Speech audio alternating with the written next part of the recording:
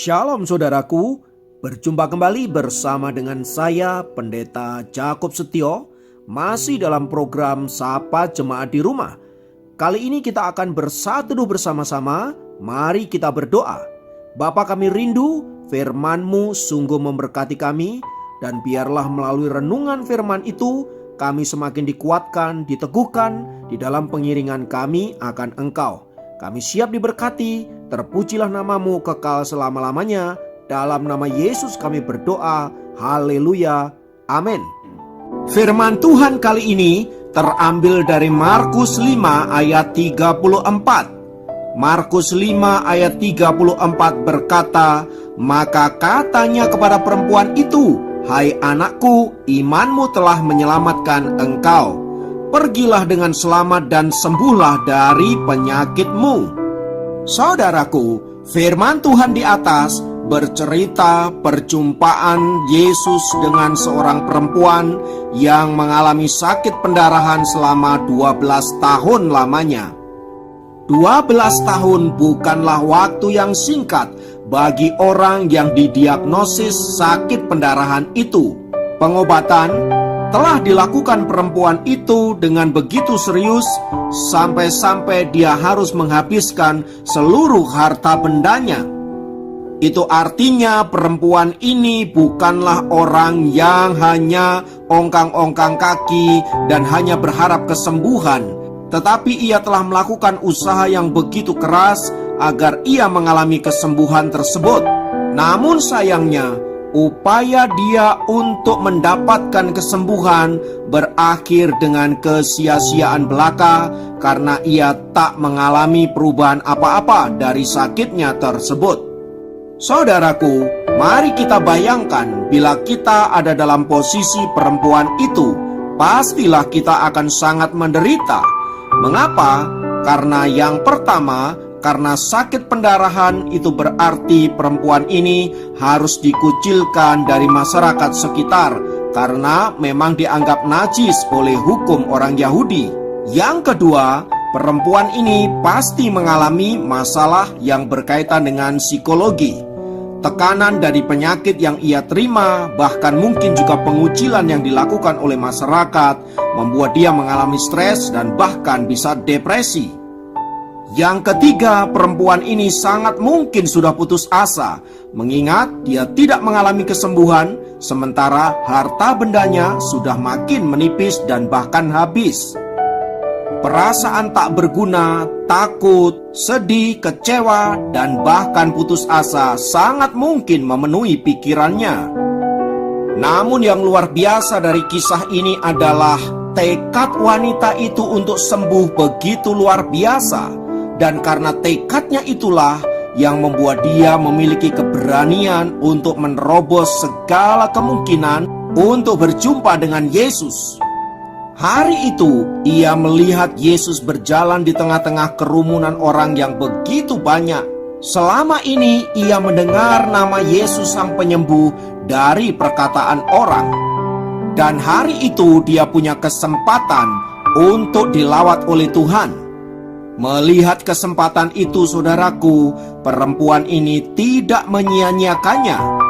Ia berlari menerobos kerumunan banyak orang dan menjamah jubah Yesus karena ia berkeyakinan asal ku jamah jubahnya saja aku pasti sembuh.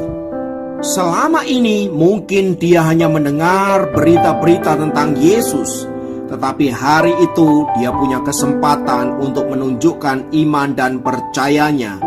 Firman Tuhan dalam Roma 10 ayat 17 berkata, "Iman timbul dari pendengaran dan pendengaran oleh firman Allah."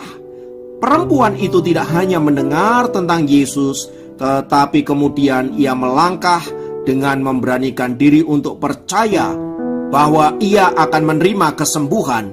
Itu berarti, saudaraku, iman perempuan ini tidak hanya sebatas dalam pikirannya, tetapi diaktualisasikan dalam bentuk perbuatan nyata.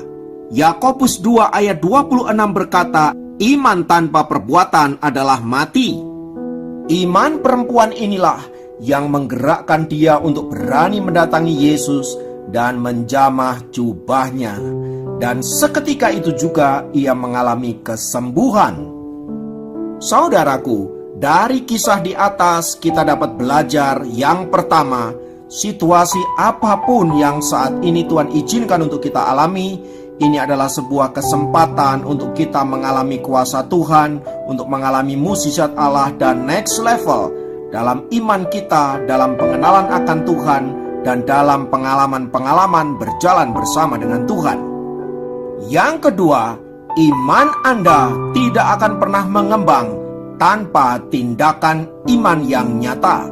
Karena itulah setiap pergumulan, setiap situasi sulit adalah kesempatan untuk menyatakan iman kita kepada Yesus dan melihat kuasanya dinyatakan dalam hidup kita.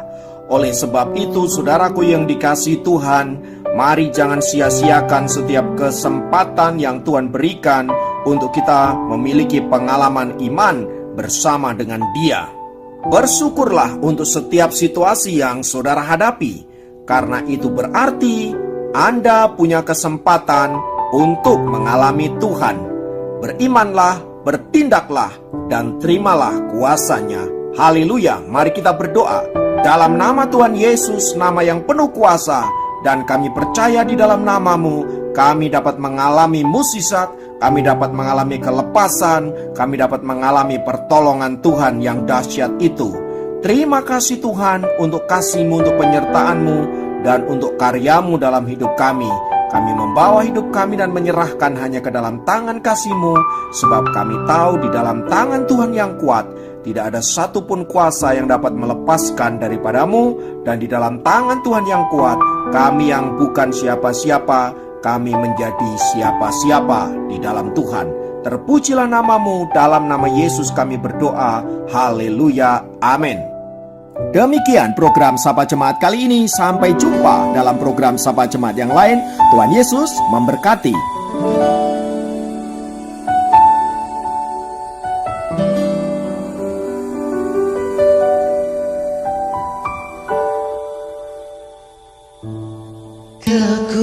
Kekuatan di hidupku,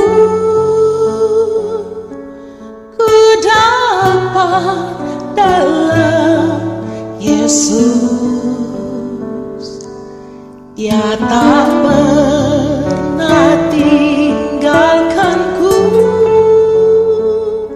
setia menopangku. Berseru, berharap dalam Yesus.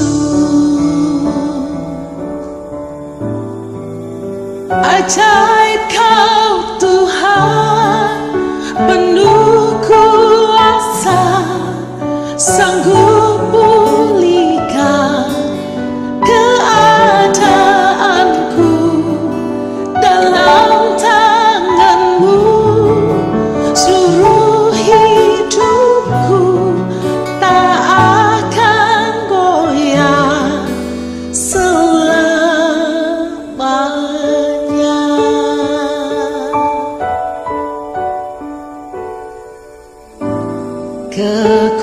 Kekuatan di hidupku, ku dapat dalam Yesus. Dia tak pernah tinggalkanku, setia menopangku. Berseru, berharap dalam Yesus. Ajaib Kau Tuhan, penuh kuasa, sanggup pulihkan keadaanku. Dalam tangan-Mu seluruh hidupku tak akan goyah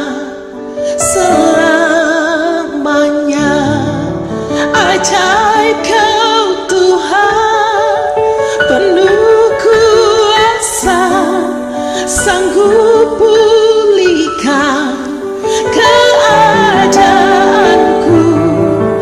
Dalam tangan-Mu seluruh hidupku tak akan goyah selamanya.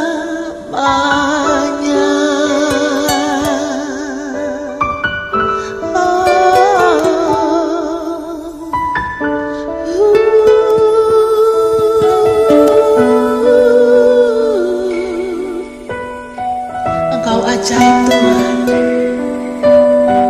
Engkau berkuasa untuk memulihkanku.